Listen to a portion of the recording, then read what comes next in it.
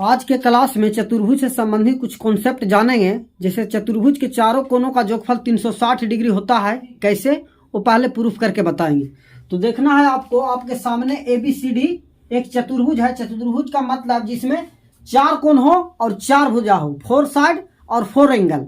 ठीक है, जरूरी नहीं कि सब बराबर हो, लेकिन 4 साइड और 4 एंगल होगा।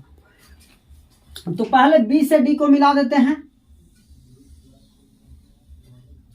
क्योंकि 360 का मतलब होता है कि ट्रेंगल में 180 होता है, तो चतुर्भुज में 360 होता है। 180 का दुगना होता है, तो 2 ट्रेंगल हमको बनाना पड़ेगा। अब प्रूफ कैसे होगा? अगर इसको हम मान लेते हैं 1 और इसको एंगल 2 मानते हैं, इसको 3 मानते हैं, इसको 4 मानते हैं, तो पहले त्रिभुज लिखेंगे ABD में। ठीक है, किस त्रिभुज में? त्रिभुज ABD में। ठीक है, ABD में क्या है? Angle A plus angle A वाला 3, ये वाला छोटू एंगल 3 प्लस एंगल 1 बराबर 180 डिग्री।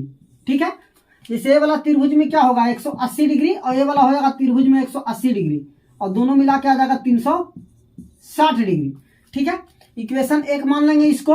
अब त्रिभुज लिखेंगे BCD में। ये वाला एंगल C है, तो यहां से एंगल C और प्लस यहां से एंगल 4 और प्लस यहां से एंगल 2 मिला के 180 डिग्री। इक्वेशन आप मान सकते हैं भी। अब सबको क्या करना है? जोड़ देना है बोस। तो यहां से जोड़ेंगे तो आ जाएगा A, यहां से जोड़ेंगे तो C। अब देखिए 3 और 4, ये 3 और 4 मिलके क्या लिख सकते हैं? इसको D लिख सकते हैं, D। और यहां से 1 और 2, इसको क्या लिख सकते हैं? 1 और 2 मिलके B है। इधर 360 180 360 डिग्री, तो यहां आ गया A plus B plus C plus D बराबर 360 डिग्री। यानी त्रिभुज का दुगना 360 डिग्री चतुर्भुज में होता है। 2 ट्रेंगल बनता है। त्रिभुज का तीनों एंगल का सम 180 डिग्री होता है, वो हम प्रूफ कर चुके हैं, तो उसको जाके आप वीडियो वहां से देख सकते हैं। कुछ मिनट में इसको हम बता दे रहे हैं। त्रिभुज के तीनों कोनों का जोगफल 180 डिग्री कैसे होता है। तो देखें, हम प्रूफ कर रहे हैं। BC के समांतर एक लाइन खींच दिया। ये दोनों लाइन क्या है? पैरेलल है, समांतर लाइन है। ठीक है, और एक कॉन्सेप्ट है कि जब 2 समांतर लाइन को कोई भी एक रेखा काटती है, तो ये वाला एंगल थीटा, ये वाला भी थीटा बराबर होता है अल्टरनेट से। ये वाला B है, तो ये वाला भी B आ जाएगा, क्योंकि ट्रांसवर्सल है। ये वाला C है, तो ये वाला C आ जाएगा। एंगल A है, तो ये वाला एंगल A है। हम बताएं कि सीधी रेखा का मान 180 डिग्री होता है, यानी A plus B plus C यहाँ पे है, तो angle A plus angle B plus angle C का मान क्या आ जाएगा? 180 डिग्री, क्योंकि स्ट्रेट लाइन है, इसका मान 180 डिग्री होगा। और त्रिभुज में भी ABC आ रहा है, स्ट्रेट लाइन में भी ABC आ रहा है, इसका मतलब ये वाला का मान 180 डिग्री होगा। यहां से प्रूफ होता है बेस्ट कॉन्सेप्ट के साथ। दिया गया फिगर एक चतुर्भुज ABCD बना है। चतुर्भुज का चारों एक्सटीरियर एंगल का मान पूछा है, एंगल A B C और D।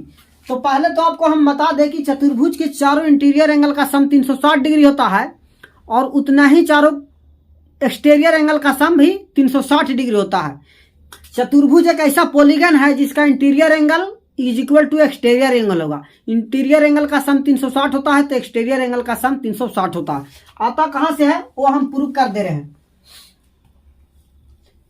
360 डिग्री यहां से यहां A से C को अगर हम मिला देते हैं बोस, इसको मान लेते हैं 1 और इसको 2, इसको 3 और इसको 4। ठीक है, तो A वाला D जो है त्रिभुज ADC, त्रिभुज ADC का एक्सटीरियर एंगल है, तो हम D बराबर लिखेंगे 1 प्लस 2। उसी प्रकार B त्रिभुज ACB में B बराबर हम लिखेंगे इंटीरियर एंगल 3 और 4 के सम के बराबर होगा, तो 3 प्लस 4। ठीक है, अब इसको इससे हम मिला देंगे। इसको किससे मिला देंगे? इससे मिला देंगे। ठीक है, इसको मान 3 4, तो इसको 5 6 7 और 8। अब A को हम लिखेंगे, A को तो एंगल 7 और एंगल 5 के सम के बराबर होगा। एंगल A बराबर 5 प्लस 7। उसी प्रकार एंगल C बराबर हम लिखेंगे, ये वाला एंगल C वाला एक्सटीरियर एंगल है, 6 और 8 के सम के बराबर होगा, 6 प्लस 8। अब LHS और RHS को हम ऐड करेंगे, तो यहां से आ जाएगा A plus B plus C और प्लस D के बराबर। अब देखिए O1 और 3 को ऐड करेंगे, O1 और 3 को तो यहाँ से A लिखेंगे, इसी प्रकार B आ जाएगा, इसी प्रकार C आ जाएगा, इसी प्रकार D आ जाएगा। और ABCD का मान कितना होता है 360 डिग्री। ठीक है, त्रिभुज में 360 डिग्री ABCD का मान होता है। जब इस प्रकार बनता है ABCD, यहां से इसको अगर हम मिला देते हैं, त्रिभुज ABC 180 डिग्री और त्रिभुज ADC 180 डिग्री, दोनों मिलकर आता है 360 डिग्री। तो चतुर्भुज में इंटीरियर एंगल का सम 360 डिग्री और एक्सटीरियर एंगल का सम भी 360 डिग्री होता है। तो आपको एक कॉन्सेप्ट याद रखना है, इस पर काफी बार सवाल पूछा गया है एग्जाम में।